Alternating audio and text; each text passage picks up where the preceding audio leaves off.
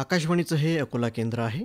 FM 102.4 मेगाहर्ट्झवर 7:30 झालेले आहेत. प्रसारित करीत आहोत शेतकरी बांधवांसाठी कार्यक्रम किसानवाणी.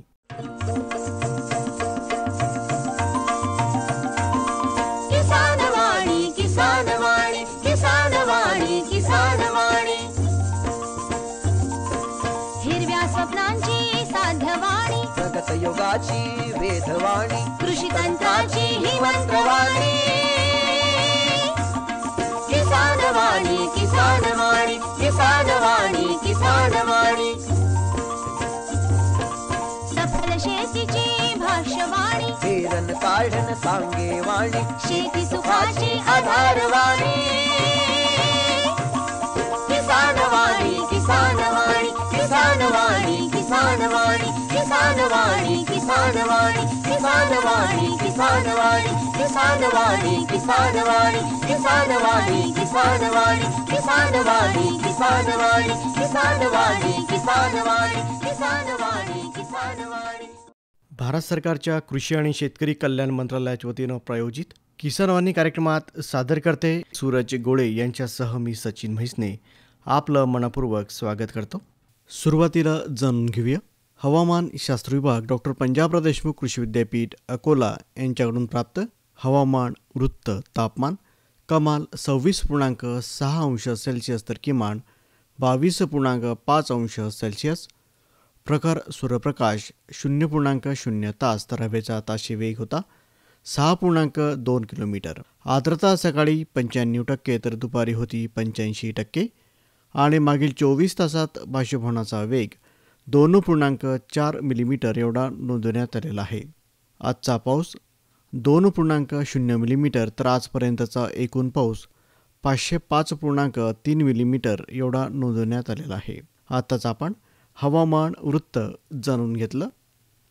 अरे अरे अरे क्या कर रहा है? इधर इधर इधर हम बोल रहे हैं तेरे बीजू का. उतला बोल रहा है? हाँ, पक्षियों से तो हम खेत को बचा लेते हैं पर इन घातक रसायनों से कैसे बचाएं? मतलब?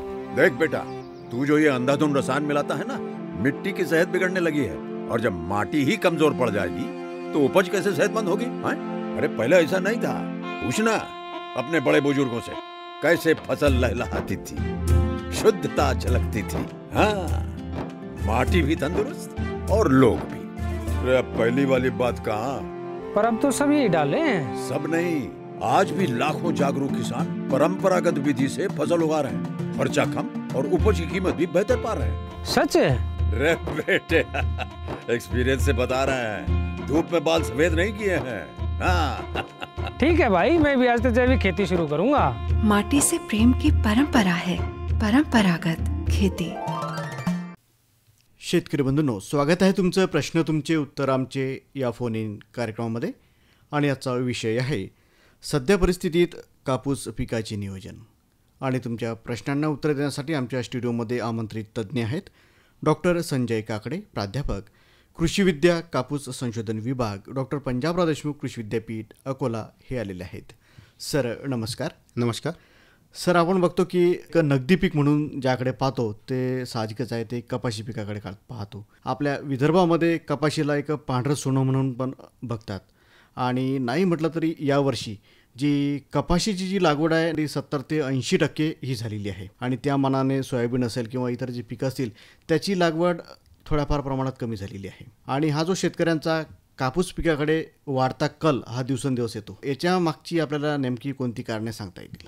नमस्कार शेतकरी बंधूंनो. आपल्याला माहीत आहे की कापूस हे महाराष्ट्रातील विदर्भातील प्रमुख नगदी पीक आहे आणि ज्याला आपण पांढरं सोनं संबोधतोच. निश्चितच यावर्षी थोड्याफार प्रमाणात तरी या कापूस पिकाचा पेरा वाढलेला आहे, त्याचं क्षेत्रफळ वाढलेलं आहे. कारण की इतर पिकांचे जे काही अडचणी लक्षात घेता आणि सध्या आता बाजारभाव आणि बरेचसं कापूस पिकामध्ये तंत्र उपलब्ध असल्यामुळे तर कापसाचं क्षेत्र थोड्याफार प्रमाणात वाढलेलं आहे. तर त्या अनुषंगाने कापूस हे एक नगदी पीक असून शेतकऱ्यांना काहीतरी देऊन जाणारं पीक आहे. आणि आपल्याला माहीत आहे की हे पारंपरिक पीक आहे. परंतु आता पारंपरिक पीक जरी असलं तरी आधुनिक लागवड तंत्रज्ञानानं आपल्याला या कापूस पिकाच्या उत्पादनामध्ये आपल्याला वाढ करणे शक्य आहे. त्यामध्ये आपल्या डॉक्टर पंजाबराव देशमुख कृषी विद्यापीठाच्या अनेक शिफारशी आहेत, अनेक वाण उपलब्ध शेतकऱ्यांसाठी आहेत. आणि आता दिवसेंदिवस शेतकऱ्यांच्या गरजेवर आधारित तंत्रज्ञान विद्यापीठ करत आहे. तर त्या अनुषंगाने आपल्याला या कापूस पिकाची उत्पादकता वाढवण्यासाठी भरपूर वाव आहे. आणि त्या अनुषंगाने आता जी सध्याची जी परिस्थिती आहे, आपल्याला माहीत आहे की यावर्षी मृग नक्षत्रात चांगला पाऊस झाला. साधारणतः 15-20 जूननंतर कपाशीच्या पेरण्या सुरू झाल्या आणि जुलैच्या पहिल्या आठवड्यापर्यंत बऱ्याचशा कपाशीच्या पेरण्या आटोपलेल्या आहेत. आणि सध्या आता कपाशीचं पीक हे वाढीच्या अवस्थेत आहे. म्हणजे साधारणतः काही पीक जूनमधल्या सुरुवातीच्या पहिल्या आठवड्यात लावलेलं पीक 40 ते 45 दिवसाचं आहे आणि काही पीक 1 महिन्याच्या कालावधीचं आहे. आणि त्या अनुषंगाने त्या पिकामध्ये आपल्याला वेगवेगळे जे कामं करायचे आहेत, आंतरमशागत असतील, काही तणनाशकांचा वापर असेल, काही आपल्या वरखताच्या मात्रा असतील, तर त्या अनुषंगाने शेतकऱ्यांनी आता सध्या परिस्थितीत, आणि एक चांगली गोष्ट आहे यावर्षी पाऊससुद्धा एक कपाशी पिकाला मानवणारा पाऊस ज्याला आपण म्हणू शकतो, की खंड थोडाफार तरी 8-10 दिवसामध्ये खंड पडला तरी पण त्या खंडामध्ये चांगली आंतरमशागतीची कामं झाली, शेतं नीटनेटकी झाली आणि आता सध्या एक चांगलं वातावरण कापूस पिकासाठी निर्माण झालेलं आहे. तर त्या अनुषंगाने शेतकऱ्यांनी आता पुढील नियोजन आपल्याला कपाशी पिकाचं करता येईल. तर सर आधी आपण एक फोन घेऊ. नमस्कार, स्वागत आहे तुमचं. प्रश्न तुमचे उत्तर आमचे या फोन इन कार्यक्रमामध्ये. तुमचं आधी नाव सांगा आधी आम्हाला. नमस्कार सर, मी श्रीकांत सरफ सर अलियाबाद या गावावरून बोलतो.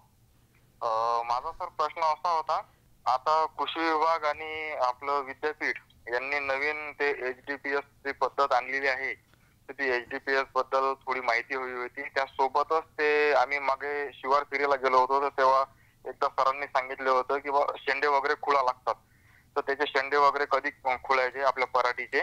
त्यासोबतच आता आमच्या पराठीमध्ये डवरा वगैरे झालेला आहे, तर त्यामध्ये तणनाशक कुठलं मारावं, असे सर प्रश्न होते दोन. तुमच्याशी आता सर बोलतायत. नमस्कार. चांगले 2-3 प्रश्न आपण विचारलेले आहेत. तर पहिला प्रश्न आपला जो आहे अतिगंता लागवडीच्या बाबतीचा, तर आता जरी यावर्षी लागवड झाली असली तरी आणि बऱ्याच शेतकऱ्यांनी अतिगंता लागवडीचा प्रचार आपण विद्यापीठ कृषी विभाग करत आहे. तर या अतिगंता लागवडीमध्ये आपल्याला झाडांची संख्या आहे जे प्रति हेक्टरी साधारणतः 18 ते 20 हजार राहते, तर ते आपल्याला एकरी 29,000पर्यंत झाडसंख्या आपल्याला 3 फूट बाय अर्धा फूट किंवा 3 फूट बाय 1 फुटावरती 14,800 झाडं आपल्याला हे करता येतात एका एकरामध्ये. तर त्या अनुषंगाने झाडांची संख्या वाढवून आपल्याला उत्पादन वाढ या अतिगंता लागवड पद्धतीमध्ये करता येते.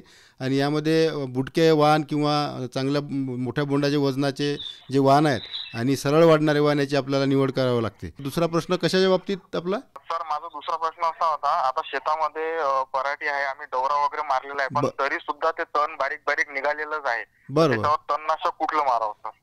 ठीक आहे. कारण की यावर्षी आता सततचा पाऊस चालू आहे मागच्या आठवड्यापासून आपल्या इथे, आणि अशा परिस्थितीमध्ये आपल्याला माहीत आहे की कापूस पीक हे जास्त कालावधीचं पीक आहे आणि आपण जास्त लागवड अंतरावर साधारणतः 3-4 फूट 2 ओळीतील अंतर असते. तर अशा परिस्थितीमुळे डवरा जरी आपण मारतो आहे तर आपलं तणनियंत्रण करणे हाच त्यामागचा उद्देश असतो. परंतु सततच्या पावसामुळे काय होते की आपल्याला आंतरमशागतीची कामं किंवा खुरपण असेल किंवा डवरणी असेल हे करणे शक्य होत नाही. तर अशा परिस्थितीमध्ये आपल्याला मजुरांचा तुटवडा असेल किंवा सततचा पाऊस असेल तर आपल्याला काही रासायनिक तणनाशके वापरूनसुद्धा आपल्याला कपाशीमधील प्रभावी तणनियंत्रण करता येते. तर यामध्ये 2-3 प्रकारचे उगवण पश्चात तणनाशक आहेत, ज्याला आपण कपाशीचं पीक निघाल्यानंतर जे मारणारी तणनाशके आता जे संबोधतो. तर यामध्ये साधारणतः आता 30 दिवसाचं कपाशीचं पीक झालेलं आहे. तर या पिकामध्ये आपल्याला एक पायरेथ्रियोबिक सोडियम नावाचं तणनाशक आहे. याची आपल्याला 12.5 ते 15 ml प्रति 10 लिटर पाण्यात घेऊन जर आपण फवारणी कपाशीमध्ये केली, कारण हे निवडक प्रकारचे तणनाशक असतात, याचा आपल्या कपाशी पिकाला अपाय होत नाही, फक्त तणांवर त्याचा प्रादुर्भाव होतो. एक हे तणनाशक आहे पायरेथ्रियोबिक सोडियम. दुसरं एक तणनाशक आहे, आपल्या शेतामध्ये जर गवतवर्गीय तणं असतील तर त्याच्यामध्ये आपल्याला क्विझॉलोफॉब इथाईल नावाचं एक तणनाशक आहे. त्याचं 20 मिली प्रति 10 लिटर पाण्यात घेऊन जर आपण कपाशीवर फवारणी केली, हे सुद्धा निवडक या गटातच मोडते. आणि तिसरं एक मिश्र स्वरूपाचं तणनाशक आहे, त्यामध्ये पायरेथ्रियोबिक सोडियम 6% आणि क्विझॉलोफॉब इथाईल 4%. तर हे एक मिश्र तणनाशक आहे आणि एक चांगले प्रभावी तण नियंत्रण या तणनाशकाद्वारे आपल्याला करता येते. तर त्याचं साधारणतः 20 ते 25 ml 10 लिटर पाण्यात घेऊन आपण जर फवारणी केली तर आपल्याला मजुरांचा तुटवडा आणि सततचा पाऊस ह्या समस्या जर आपल्याला हे करायच्या असतील आणि चांगलं प्रभावी तण नियंत्रण करायचं असेल तर आपल्याला तणनाशकाचा वापर करून कपाशीमधील तणांचा आपल्याला बंदोबस्त करता येऊ शकतो. आमच्या शेतामध्ये सर अमरवेलचा पण प्रादुर्भाव राहते सर, तर त्या अमरवेलसाठी सर आम्ही बरेचसे औषधं मारली, पण तो अमरवेल अजूनही समजा तसाच राहते सर शेतामध्ये. बरं, अमरवेलचा हा साधारणतः मागील 2-3 वर्षापासून या तणाचा प्रादुर्भाव जास्त आपल्याला विशेषतः सोयाबीन पिकामध्ये जास्त आढळून येतो आहे. परंतु काही कपाशीच्या काही भागामध्ये सुद्धा हे कमी प्रमाणात हे अमरवेलचा प्रादुर्भाव दिसून येतो. तर हे करण्यासाठी आपल्याला सर्वात महत्त्वाचा उपाय म्हणजे या पिकांची फेरपालट करणे. आपल्याला एका पिकानंतर एकच पीक न घेता समजा सोयाबीन घेतलं, दुसऱ्या वर्षी त्यामध्ये कपाशी घ्यायची किंवा काही तृणवर्गीय जर पिकं घेतली, मका किंवा ज्वारीसारखी किंवा बाजरीसारखी, तर आपल्याला या पिकाची म्हणजे तणांची लाईफ सायकल जे आहे ते आपल्याला खंडित करता येते. तर त्यामुळे आणि दुसरं एक महत्त्वाचं याच्यामध्ये तणनाशकाद्वारे एक प्री इमर्जन्स उगवणपूर्व तणनाशक आहे पेंडेमिथेलिन, याची जर फवारणी आपण उगवणपूर्व या पद्धतीने केली म्हणजे पेरणीनंतर त्या दिवशी किंवा दुसऱ्या दिवशी, तर आपल्याला या अमरवेलला पासून आपल्याला तो संभाव्य जे धोके आहेत किंवा त्याची उगवण जे आपल्याला टाळता येऊ शकते. म्हणून अशा प्रकारे अमरवेलचं आपण जर नियंत्रण केलं, पिकांचं फेरपालट असेल, काही रासायनिक तणनाशकाचा वापर असेल आणि काही कमी प्रमाणात जर ते अमरवेल आपल्या शेतामध्ये दिसत असेल तर तो उपडून फेकून आपल्या धुऱ्यावर त्याला गाळून टाकणे, तर हे एक सोपे उपाय या अमरवेलच्या नियंत्रणासाठी आपल्याला शेतकऱ्यांना करता येऊ शकतात. धन्यवाद. स्वागत आहे तुमचं. प्रश्न तुमचे उत्तर आमचे या फोन इन कार्यक्रमामध्ये. माझं नाव संपूर्ण नाव पांडुरंग दिगंबर गायके, राहणार कळोशी, तालुका बाळापूर, जिल्हा अकोला. तर या संदर्भात तुमचा कोणता प्रश्न आहे? एसडीपीएस मध्ये आपण जे कापसाची आता नवीन आधुनिक पद्धतीने लागवड करून राहिलो, त्यामध्ये उत्पादन वाढवण्यासाठी अधिक उत्पादन वाढवायला कसे प्रयत्न करावे लागतील आपल्याला?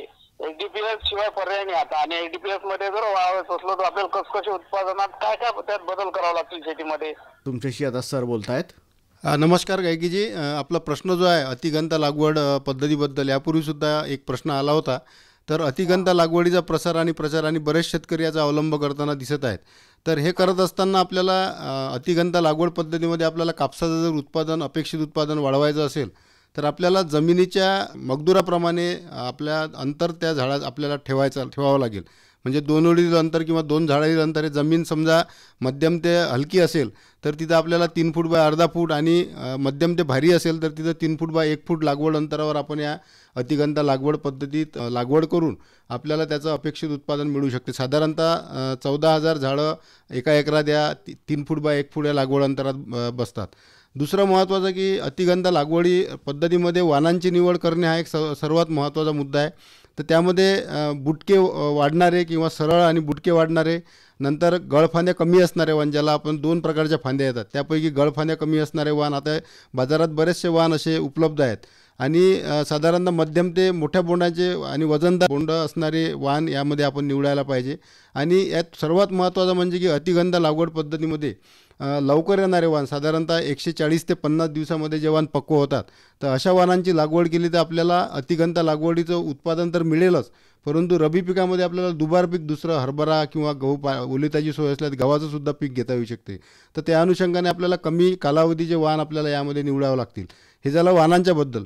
त्यानंतर एक महत्त्वाचा मुद्दा या अतिगंत लागवड पद्धतीमध्ये असतो. आपल्या प्रचलित पद्धतीमध्ये जसं नत्रयुक्त खताचा आपण वारेमाप जो वापर करतो, पद्धतीमध्ये आपल्याला नत्रयुक्त खताचं नियोजन आपल्याला करणं महत्त्वाचे असते. कारण की 2 झाडातील अंतर कमी असल्यामुळे तिथं झाडाची दाटण होत असल्यामुळे नत्रयुक्त खते जर दिले त्याची जास्त कायक वाढ होऊ शकते. म्हणून नत्रयुक्त खताचं नियोजन करताना या खताच्या 3 वेळा मात्रा आपण द्यायला पाहिजे. म्हणजे पेरणीसोबत 1/3 नत्र खताची मात्रा, नंतर 40 ते 45 दिवसानंतर आणि 60 ते 65 दिवसानंतर तिसरा भाग. तर अशा पद्धतीनं काही मल्टीन्यूट्रियंट किंवा काही सूक्ष्म अन्नद्रव्याचं सुद्धा आपल्याला 13-0-45 नंतरच्या काळामध्ये 90 ते 100 दिवसानं आपण याची जर फवारणी केली पिकावर तर निश्चितच आपल्याला या अतिगंत लागवड पद्धतीमध्ये आपल्याला जास्त उत्पादन क्षमता मिळू शकते. दुसरं महत्त्वाचं उत्पादन वाढीसाठी एक सूत्र या पद्धतीमध्ये असं आहे की कायिक वाढ जास्त होत असल्यामुळे याच्यामध्ये वाढरोधकांचा फवारा करणे गरजेचं आहे. आता साधारणतः 40 ते 45 दिवसाचं पीक असेल तर या अतिगंत लागवड पद्धतीमध्ये मेपिकेट क्लोराईड नावाचं वाढरोधक उपलब्ध बाजारात आहे. तर त्याच्या 2 फवारण्या आपल्याला कराव्या लागतील, एक 40 ते 45 दिवसानंतर आणि एक 60 ते 65 दिवसानंतर. अशा जर 2 फवारण्या केल्या तर आपल्याला सुरुवातीचे पहिल्या 2 ते 3 जे बहार कपाशीला येतात तर त्याचे बोंड पक्व होऊन आपल्याला म्हणजे बोंडअळीचा होणारा प्रादुर्भावसुद्धा याच्यामध्ये काही प्रमाणात कमी करता येऊ शकतो. आणि बोंडाचं वजनसुद्धा आपल्याला इथं थोड्याफार प्रमाणात आपल्याला वाढ मिळू शकते. तर अशा पद्धतीनं हे जे मी 4-5 मुद्दे सांगितले तर याचं जर नियोजन चांगल्या पद्धतीनं केलं तर अतिगंत लागवडी पद्धतीमध्ये निश्चितच आपल्याला एकरी उत्पादन मिळून आपल्याला आर्थिक बळ मिळू शकते. स्वागत आहे तुमचं. प्रश्न तुमचे उत्तर आमचे या फोन इन कार्यक्रमामध्ये. तुमचं नाव सांगा आधी आम्हाला. पंकज पाकडू घुसर इथून आहे. तर प्रश्न विचारा तुमचा. मला माझ्या शेतामध्ये शेणा जास्त आहे तर तणनाशक कोणतं मारायचं? तज्ज्ञ आपल्या इथं आकाशवाणीमध्ये आलेले आहेत, ते तुमच्याशी आता बोलतायत. नमस्कार पागरूजी. अपेक्षित प्रश्न आहे कारण की बऱ्याचशा शेतकऱ्यांचे प्रश्न असतात. सध्याचा सध्या शेतकऱ्यांना भेडसावणारा प्रश्न म्हणजे तण व्यवस्थापन. आणि सध्याची आपण परिस्थिती पाहिली, सततच्या पावसामुळे आंतरमशागतीची कामं खोळंबलेली आहेत. त्यासाठी आपल्याला केना या तणाचा जर प्रादुर्भाव जास्त असेल, हे रुंद पाणी तणामध्ये येते, काही 2-3 प्रकारचे केन्याचे प्रकार असतात, तर याचं आपल्याला कपाशीमध्ये नियंत्रण करायचं असेल आणि आपलं पीक साधारणतः 30-40 दिवसाचं असेल, तर यापूर्वीसुद्धा या विषयावर चर्चा झालेली आहे. तर यामध्ये पायरथेबॅक सोडियम प्लस क्विझॉलोफॉब इथाईल हे एक तणनाशक आहे. याची आपल्याला 25 ml 10 लिटर पाण्यात मिळून फवारणी करता येते. पण हे निवडक प्रकारचं तणनाशक आहे. परंतु जास्त प्रमाणे जर केण्याचा जर प्रमाण असेल, 2 ओळीमध्ये अंतर 3.5 ते 4 फूट असेल, तर यामध्ये अजून एक चांगलं तणनाशक बाजारात उपलब्ध आहे, ग्लुफोसिनेट अमोनियम नावाचं. त्याची 50 ते 60 ml 10 लिटर पाण्यात घेऊन जर फवारणी केली आणि आपण हे बिननिवडक प्रकारचं तणनाशक असल्यामुळे त्याला संरक्षित कवच लावून जर 2 ओळीत फवारलं, फक्त खबरदारी हे घ्यायची आहे तणनाशक फवारताना की आपल्या कपाशी पिकावर ते उडणार नाही. परंतु या केना या तण आणि इतर जे तण असतील, तर हे स्पर्शजन्य तणनाशक असल्यामुळे याचं चांगल्या प्रकारे नियंत्रण आपल्याला कपाशी पिकामध्ये या तणांचा प्रादुर्भाव आपल्याला कमी करता येऊ शकतो. म्हणून या 2 तणनाशक मी सांगितले आहे, त्याचा वापर जर आपण केला तर निश्चितच आपल्याला याचं प्रभावी तण नियंत्रण मिळू शकते. धन्यवाद.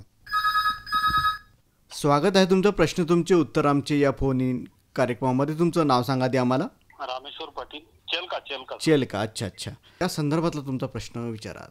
आता कपाशी सर 50 दिवस झाले पेरून. अच्छा. आता थोडा त्याच्यावर मावा आणि थ्रिप्स असं दिसून राहिलं. त्याच्यासाठी स्प्रे अगोदर आम्ही नशपर्णी आणि निंबोळी फवारणी केलेली आहे. अच्छा, निंबोळी अर्क फवारलेला आहे. हो. किती दिवस झाले फवारून? 15 दिवस झाले. 15 दिवस झालेत. तर आपला जो प्रश्न आहे, जो रसशोषक करणाऱ्या किडीचा प्रादुर्भाव आता सध्या दिसून येत आहे. कारण आपलं पीक साधारणतः आपण सांगितल्याप्रमाणे 50 दिवसाचं आहे. आणि आता मागील आठवड्यातलं जे वातावरण आहे, म्हणजे ढगाळ वातावरणामध्ये कुठल्याही किडीचा प्रादुर्भाव जास्त होतो. आणि विशेषतः हे रसशोषक करणाऱ्या किडी ज्या आहेत, म्हणजे मावा असतील, तुडतुडे किंवा फुलकिडे असतील, तर याचा प्रादुर्भाव काही प्रमाणात सुरू झालेला आहे. काही भागामध्ये मिलीबगचा सुद्धा काही शेतकऱ्यांचे फोन चालू आहेत. तर त्याचं आपल्याला नियोजन करताना आपण दशपर्णी आणि निंबोळी अर्काची फवारणी केलेलीच आहे. आणि हे निंबोळी अर्काची फवारणी आपल्याला गुलाबी बोंडअळीचं सुद्धा व्यवस्थापनासाठी हा प्राथमिक एक उपाय आपण म्हणून त्याला आपली शिफारस आहे. तर यामध्ये आता 50 दिवसाचं पीक असल्यामुळे आपल्याला जर जास्त प्रमाणात साधारणतः आपल्याला काय म्हणतो आर्थिक निकष असते, म्हणजे आर्थिक पातळी ज्याला म्हणतो आपण, तर त्याचा निकष आपण जर हे पाहता, तर याच्यामध्ये आपल्याला काही कीटकनाशकं जे आहेत शिफारसीत, तर त्यामध्ये फ्लोनिकामाइड नावाचं एक कीटकनाशक आहे जे रसशोषक किडींसाठी प्रामुख्याने शिफारस आहे.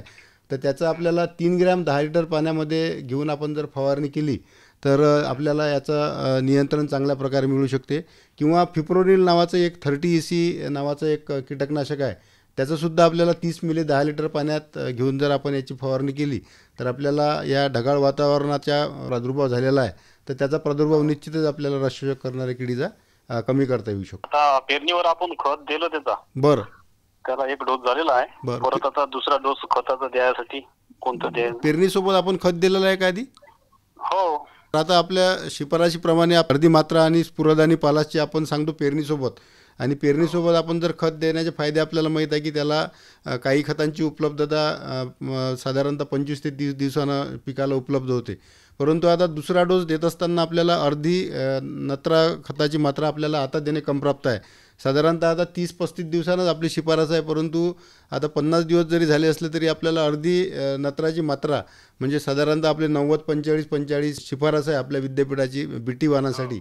तर याच्यामध्ये आपल्याला साधारणतः 100 किलो हेक्टरी म्हणजे 2 बॅग एका हेक्टरमध्ये जर आपण युरियाच्या आपण जर दिल्या तर आपल्याला त्याचा आपल्याला फायदा होऊ शकतो.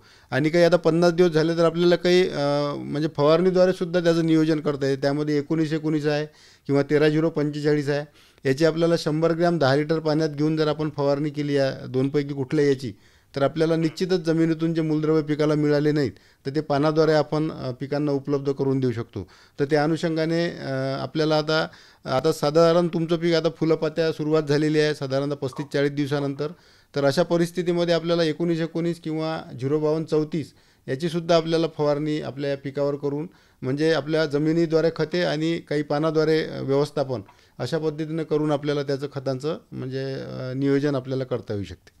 हे कीटकनाशक सोबत चालेल का सर खत दिलं तर? कीटकनाशकासोबत एक कुठलंही चालते, कारण की 19 की वॉटर सोल्युबल जे फर्टिलायझर आहेत जे आपण पाण्यात विरघळणारे म्हणतो, फक्त जास्त फंगीसाईड किंवा कीटकनाशक किंवा काही पीजी ग्रोथ रेग्युलेटर ज्याला आपण संजीवके म्हणतो, असे एकत्रित फवारणी करण्याची आपली विद्यापीठाची शिफारस नाही. त्यामुळे काही एखाद्या घटकाचं विघटन होऊन काही प्रतिकूल परिणाम आपल्या पिकावर होऊ शकतो. म्हणून साधारणतः एक कीटकनाशक आणि एखादं खताची जर आपण फवारणी केली आणि विद्यापीठाच्या शिफारशीमध्ये प्रमाणात जर केली तर निश्चितच त्याचा आपल्याला चांगले परिणाम आपल्या याच्यावरती दिसून येऊ शकतात. आणि बोंडअळीसाठी जर नियोजन करायचं असलं तर फेरोमोन ट्रॅपमध्ये कोणती लूर लावायची आता? याच्यामध्ये फेरोमोन ट्रॅपमध्ये ते गॉसिपॉल याच्यामध्ये जे लिव्हर येतात तर आपल्याला त्याचे लिव्हरसुद्धा उपलब्ध आहेत. फेरोमोन ट्रॅप साधारणतः आता तुम्ही जर निरीक्षणासाठी लावल्या, म्हणजे साधारणतः एका एकरात 2 सध्या प्राथमिक निरीक्षण करण्यासाठी, आणि नंतर मग आपल्याला त्याचे पतंग पकडण्यासाठी जर म्हटलं तर साधारणतः हेक्टरी 20 फेरोमोन ट्रॅप लावायला लागतात. तर अशा पद्धतीने त्याचे जे लिव्हर आणून ते साधारणतः महिन्यातून एकदा फक्त बदलण्याची आपल्याला काळजी घ्यावी लागते. तर याचं नियोजन आतापासून बोंडअळीचं केलं. आता तुम्ही निंबोळी अर्क मारलेलाच आहे, तर त्या पद्धतीनं हे फेरोमोन ट्रॅप किंवा काही डोमकळ्या दिसत असतील, समजा अर्धवट उमललेली फुलं दिसत असतील तर ते तोडून टाकणे, कामगंध सापळे असतील, आणि नत्रयुक्त खताचा वापरसुद्धा आपल्याला सर्व किडींच्या नियंत्रणासाठी हा महत्त्वाचा आहे. रसशोषक किडी असतील किंवा काही अळ्या असतील तर त्याच्या या सर्व एकात्मिक पद्धतीचं त्याचं नियोजन आतापासून जर केलं तर निश्चितच आपल्याला भविष्यात होणारा बोंडअळीचा प्रादुर्भाव आपल्याला कमी करता येऊ शकतो. धन्यवाद. स्वागत आहे तुमचं. प्रश्न तुमचे उत्तर आमचे या फोन इन कार्यक्रमामध्ये. तुमचं नाव सांगा आधी आम्हाला. माझं नाव कल्पना देशमुख आहे, बोरगाव मंजून बोलते मी. तर कापसाला ठिबक सिंचनाद्वारे रासायनिक खते कशी द्यायची, तो प्रश्न आहे माझा. आपला जो प्रश्न आहे, किती एकर क्षेत्र आहे आपल्या इथं ठिबक सिंचनाखाली कपाशीचं? 5 एकर. तर आपल्या आपण रासायनिक खतांच्या मात्रा देताना जशा जमिनीतून देतो तसं जर आपल्याकडे ठिबक सिंचनाचा संच असेल, फर्टिगेशन युनिट असेल, तर आपल्याला ठिबक सिंचनाच्या माध्यमातून सुद्धा खतांची मात्रा आपण म्हणजे विभागून देऊ शकतो. म्हणजे आपल्या पिकांच्या अवस्थेनुसार, पिकाच्या वाढीनुसार. तर त्यामध्ये आपल्याला फायदा असा मिळतो की खतांची कार्यक्षमता वाढते आणि आपल्याला डायरेक्ट म्हणजे कपाशीच्या मुळाशी खतं आपल्याला देता येतात. तर यामध्ये आपल्या विद्यापीठाची सुद्धा शिफारस आहे. तर आपल्याला नत्रयुक्त खते किंवा पालाशयुक्त खतं जे पाण्यात विरघळणारी आहेत किंवा काही बाजारात उपलब्ध असणारी पाण्यात विरघळणारी जशी 1919 आहे, 13-0-45 आहे किंवा 0-52-34 आहे, तर हे विद्राव्य जे खते आहेत याचासुद्धा आपल्याला या ठिबक सिंचनाच्या माध्यमातून कपाशीला देऊन आपल्याला 25% खतांची बचत करून कपाशीच्या पिकाला चांगली वाढ आणि खतांची कार्यक्षमता आपण वाढवू शकतो.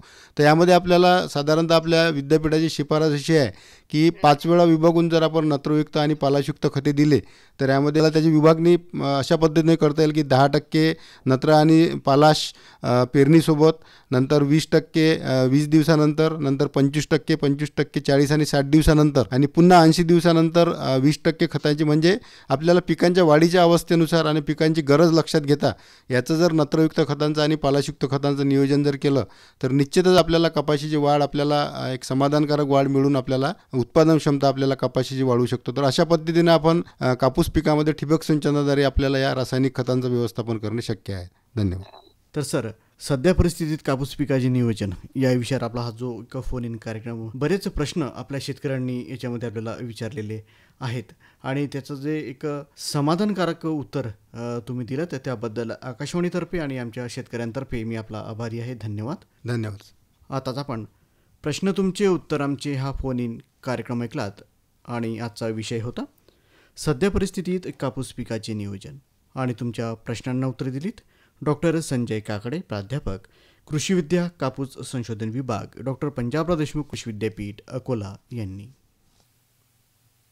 आता वेळ झाली आहे कृषी उत्पन्न बाजार समिती अकोला यांच्याकडून प्राप्त कृषी मालाचे आजचे बाजारभाव जाणून घेण्याची. हे भाव प्रति क्विंटलमध्ये असून कमीत कमी आणि जास्तीत जास्त अशा स्वरूपाचे आहेत. ज्वारी लोकल कमीत कमी 1650 रुपये ते जास्तीत जास्त 2430 रुपये आणि आवक होती 130 क्विंटल. गहू लोकल 2455 रुपये ते 2675 रुपये आणि आवक होती 79 क्विंटल. उडीद 4700 रुपये ते 4700 रुपये आणि आवक होती 2 क्विंटल. मूग 7380 रुपये ते 7380 रुपये आणि आवक होती 12 क्विंटल. तूर 6000 रुपये ते 6675 रुपये आणि आवक होती 873 क्विंटल. हरभरा 5450 रुपये ते 6150 रुपये आणि आवक होती 567 क्विंटल. हरभरा पांढरा 5,000 रुपये ते 5,000 रुपयाच आणि आवक होती 3 क्विंटल. बाजरी 2,100 रुपये ते 2,100 रुपयाच आणि आवक होती 5 क्विंटल. तीळ 7,525 रुपये ते 7,525 रुपये आणि आवक होती 2 क्विंटल. बरबटी 7,000 रुपये ते 7,000 रुपये आणि आवक होती 1 क्विंटल. मका 1,980 रुपये ते 1,980 रुपये आणि आवक होती 2 क्विंटल. धनिया 5,925 रुपये ते 6,010 रुपये आणि आवक होती 10 क्विंटल. सोयाबीन पिवळे कमीत कमी 4,100 रुपये ते 4,550 रुपये आणि आवक होती 947 क्विंटल. आताच आपण कृषी मालाचे आजचे बाजारभाव जाणून घेतलेत. सर्वोत्कृष्ट शेतकऱ्याचा पुरस्कार मिळाला आहे हरीला. हरी आता आपल्या सर्वांना सांगतील आपल्या यशाचं रहस्य. माझ्या शेतकरी बंधू आणि भगिनींनो, आपणही आपल्या शेतात चांगलं पीक घेऊ शकता. ते कसं? बस जेव्हा काही समस्या असेल तेव्हा लगेच लावा हा नंबर 1800-180-1551. हा कोणाचा नंबर आहे भाऊ? शेतकरी कॉल सेंटरचा, जिथे तज्ञ आपल्याला शेतीच्या समस्येवर तोडगा सांगतील लगेच. अहो भाऊ, तज्ञ सारा वेळ थोडाच मिळणार आहे. नक्की मिळेल हो भाऊ. वर्षाचे 365 दिवस मिळेल, ते देखील सकाळी 6 ते रात्री 10 वाजेपर्यंत. पण भाऊ, जास्त वेळ बोलू तर पैसे खूप लागतील. अजिबात पैसे नाहीत. मोबाईलनं किंवा दुसऱ्या फोननं शेतकरी कॉल सेंटरला मोफत कॉल करा. सल्ल्याचेही पैसे नाहीत. 16 आणि खरं. शेतकरी बंधूंनो, शेतीच्या समस्यांवर आपल्या भाषेत लगेच उपाय मिळवण्यासाठी भारतात कोणत्याही फोननं राष्ट्रीय हेल्पलाईन नंबर 1800-180-1551 वर मोफत संपर्क साधा. शेतकऱ्यांचा मित्र शेतकरी कॉल सेंटर. कृषीवाणीमध्ये सोयाबीन पिकावरील किडींचे व्यवस्थापन याविषयीची ही माहिती आणि ही प्राप्त झाली आहे डॉक्टर पंजाबराव देशमुख कृषी विद्यापीठ अकोला यांच्याकडून. शेतकरी बंधूंनो, सोयाबीन या पिकावर तंबाखूची पाने खाणारी अळी, उंटअळी, खोडमाशी, चक्रभुंगा, पाने खाणाऱ्या अळ्या अशा बऱ्याच किडींचा अंतर्भाव होतो. शेतकरी बंधूंनो, सोयाबीन पिकाची पेरणी करण्यापूर्वी बियाण्यास रासायनिक कीटकनाशक थायमोक्झाम 30% SS 10 मिली 1 किलो बियाणे याची बीज प्रक्रिया करूनच बियाण्याची पेरणी करावी. त्यामुळे सुरुवातीचे पीक वाढीचे 25 ते 30 दिवस खोडमाशी किडीचा प्रादुर्भावापासून मुक्त राहते. सोयाबीन पिकाची पेरणीनंतर बांधावरील तणाचा नायनाट करावा. पक्ष्यांना बसण्यासाठी शेतात हेक्टरी 15 ते 20 पक्षी थांबे लावावेत, म्हणजे त्यावर बसणारे पक्षी शेतातील अळ्या टिपून खातील. पिकाच्या उगवणीनंतर 8 ते 10 दिवसानंतर पिवळे चिकट सापळे लावून नियमित खोडमाशीच्या प्रादुर्भावावर लक्ष ठेवावे. सोयाबीन पिकाच्या सुरुवातीच्या कालावधीत चक्रीभुंगा आणि खोडमाशीमुळे प्रादुर्भावातील झालेले रोपे उपटून ते नष्ट करावीत. तंबाखूची पाने खाणारी अळी आणि केसाळ अळ्या एकाच पानावर पुंजक्याने अंडी घालतात. त्यामुळे अशी अंडी आणि अळीग्रस्त पाने तोडून किडीसह ते नष्ट करावीत. हिरवी घाटे अळी आणि तंबाखूची पाने खाणारी अळी या किडींच्या प्रादुर्भावाची पातळी समजण्यासाठी सर्वेक्षणाकरिता प्रत्येक किडीसाठी हेक्टरी 10 कामगंध सापळे शेतात लावावेत. या सापळ्यामध्ये प्रतिदिन 8 ते 10 पतंग 2 ते 3 दिवस आढळल्यास किडीच्या नियंत्रणासाठी उपाययोजना करावी आणि सापळ्यात जमा झालेले पतंग रॉकेल मिश्रित पाण्यात टाकून ते नष्ट करावेत. सोयाबीन पिकावर प्रादुर्भाव करणाऱ्या किडींच्या आर्थिक नुकसान पातळी ओळखून त्यांचा नायनाट करावा. यामध्ये तंबाखूची पाने खाणारी अळी, उंटअळी यांची आर्थिक नुकसानीची पातळी प्रति मीटर 4 अळ्या दिसतील तर ही आर्थिक नुकसानाची पातळी समजावी. तसेच घाटी अळी प्रति मीटर 3 अळ्या असल्यास, तसेच पाने पोखणारी अळी, चक्रभुंगा किंवा खोडमाशी यांची 10% प्रादुर्भावग्रस्त झाडे दिसल्यास उपाययोजनेसाठी खोडमाशीसाठी इथिऑन 50% प्रवाही 30 मिली किंवा क्लोरॅन्ट्रिनोपॉल 18.5% 3 मिली, तसेच एंडोक्झाकार्प 15.8% 6.5 मिली प्रति लिटरमध्ये घेऊन याची फवारणी करावी.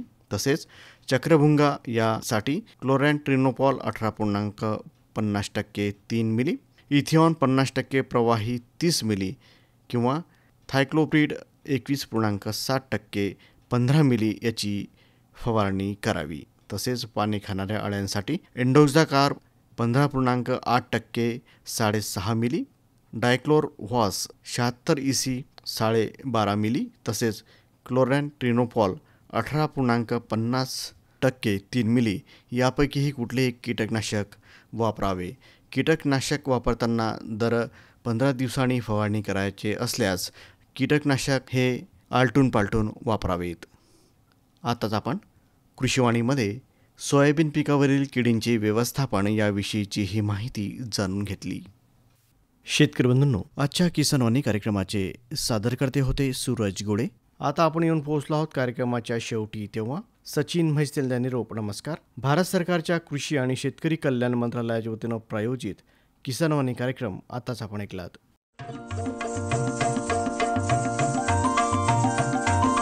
किसानवाणी किसानवाणी किसानवाणी किसानवाणी, हिरव्या स्वप्नांची साध्यवाणी, प्रगत योगाची वेधवाणी, कृषी तंत्राची ही मंत्रवाणी.